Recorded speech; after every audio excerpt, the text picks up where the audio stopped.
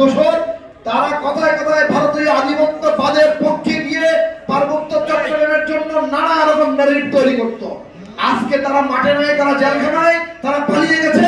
এখন আর কিছু কুলাঙ্গার জ্ঞান পাবির সৃষ্টি হয়েছে, তারা নতুন নতুন ন্যারেটিভ সৃষ্টি করে গতকালকে এই প্রেসক্লাবে বলেছে পার্বত্য চুক্তি বাস্তবায়িত না হলে নাকি তারা প্রান্তিক পথে চলে যাবে।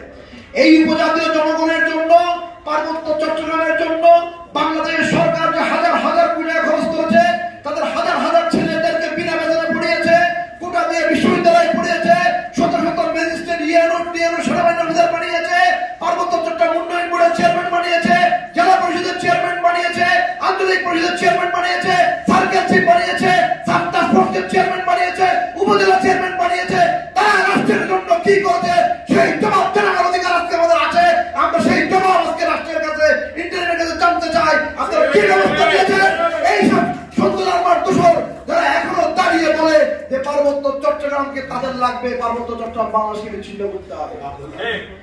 এই চুক্তিটা আপনারা জানবেন 1995 সালে যখন বিভিন্ন পত্র পত্রিকায় রিপোর্ট এসেছিল যে শান্তি বাহিনীর যাওয়ার আর কোনো জায়গা নাই, হয় তারা অস্ত্র সমর্পণ করবে, না হয় তারা ভারতে পালিয়ে যাবে। ঠিক সেই সময় তাদের প্রভু ভারত তাদের সেবাদাসী শেখ হাসিনাকে দিয়ে একটি অরাজ্য, অনৈতিক, অসাংবিধানিক, জনগণের অধিকার হরণকারী চুক্তি এই পার্বত্যবাসী সহ পুরো বাংলাদেশের উপর চাপিয়ে দেওয়া হয়েছে। সেই চুক্তিতে সন্তুলারমা তিনি নিজে বলেছেন উপজাতি, আজকে তার আদিবাসী হওয়ার খায়েশ হয়েছে। যেভাবে পূর্ব তিমুর দক্ষিণ ইন্দোনেশিয়া থেকে বিচ্ছিন্ন হয়ে গেছে, সেভাবে ঠিক একই কায়দায় পার্বত্য চট্টগ্রামকে খ্রিস্টান অধ্যুষিত রাষ্ট্রে পরিণত করার চরমপন্থী অংশ হিসেবে তারা আজকে আদিবাসী দাবি করছে। আপনারা দেখবেন বান্দরবানে কদিন আগে পার্বত্য চট্টগ্রাম নাগরিক পরিষদ হোটেল ডিমোর ঘেরাও করে বিদেশি নাগরিক যারা এই দেশে পারমিশন না নিয়ে এসে শত শত মানুষকে খ্রিস্টান বানাচ্ছিল, আমরা ঘেরাও করে তাদেরকে গ্রেফতার করার আবেদন জানিয়েছি। প্রশাসন তাদেরকে গ্রেফতার না করে সসম্মানে পার্বত্য চট্টগ্রামের বাইরে বের করে দিয়েছে। আজকে যারা বলে পার্বত্য চট্টগ্রামে খ্রিস্টান হয় না, 1981 সালে পার্বত্য চট্টগ্রামে খ্রিস্টানের সংখ্যা ছিল 0.02%, সেই পার্বত্য চট্টগ্রামে এখন খ্রিস্টান অধিবাসীর সংখ্যা 18%। যারা চালায় তারা একটা খ্রিস্টানের অধ্যুষিত রাষ্ট্র করার স্বপ্ন দেখে।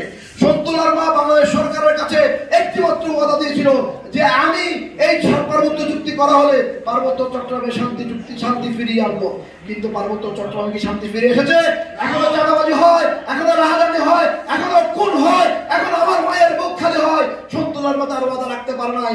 বাংলাদেশ সরকারকে তিনি যে ওয়াদা দিয়েছেন, বাংলাদেশ সরকারকে তিনি যে কন্ডিশন দিয়েছেন, সেটা তিনি পালন করতে পারেন নাই।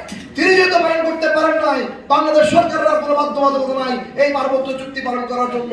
তাই আজকের এই সমাবেশ থেকে আমি দায়িত্বহীন কণ্ঠে ঘোষণা দিতে চাই, এই ইন্টারিমকে অবিলম্বে এই ডিসেম্বরের মধ্যে এই পার্বত্য চুক্তি বাতিল করে, এই কালো চুক্তি বাতিল করে, এই সন্তুলারমাকে তার চেয়ার থেকে সরিয়ে তার দোষরদেরকে বাংলাদেশ থেকে বিতাড়িত করার জন্য উপযুক্ত ব্যবস্থা নিতে হবে। নইলে পার্বত্য চট্টগ্রাম নাগরিক পরিষদ সহ পার্বত্য চট্টগ্রামের 15 লক্ষ বাঙালি জনগণ এই সরকারের বিরুদ্ধে রাজপথের অগ্নিশিখা